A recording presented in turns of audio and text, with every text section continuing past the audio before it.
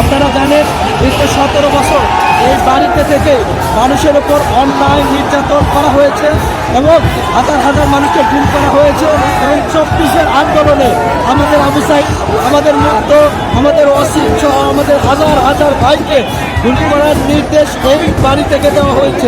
শেখ হাসিনাদের আতুরঘর তখনই ভেঙে দেওয়া উচিত ছিল, কিন্তু 36 জুলাইয়ের সেই অবশিষ্ট কাজ আজকে ছাত্র জনতা করছে।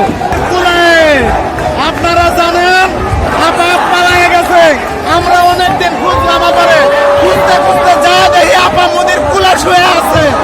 আজকে নাকি সেইখান থেকে ভাষণ দিব আপা মুদির কুলা শুয়ে শুয়ে, বুঝছেন? আপা তাহাজ্জুদ করব 32 আইসা কালামাগুর কইছে নাজমুল সাবেক ছাত্রলীগ নেতা, আপারে খুঁজা পাই না। আয়া দেখি 32 নাই, এদিকে তাকাই ওদিকে তাকাই আপারে পাই না।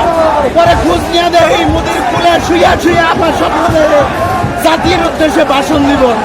আপারে তো জাতির উদ্দেশ্যে বাস দিয়ে পাঠাই দেওয়া হয়েছে, আর কি লাগবো ভাষণ? আপা আর স্বপ্ন দেখে না বাংলাদেশে আসা অনেক দেখছেন।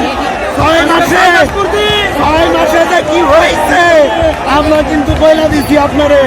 এখন শুধু আমরা বাইকটার অপেক্ষায় আছি, 100 দিবসের 6 দেওয়া হইব না, আর কিছু নতুন নিয়ে আহেন। 100 দিবসের দিয়া হইব না, সাইমা ওদের তুলে দেওয়া হইব না, মোদি দাদার কিছু নিয়ে আহেন। ও আপা কোথায় আছেন? আহেন।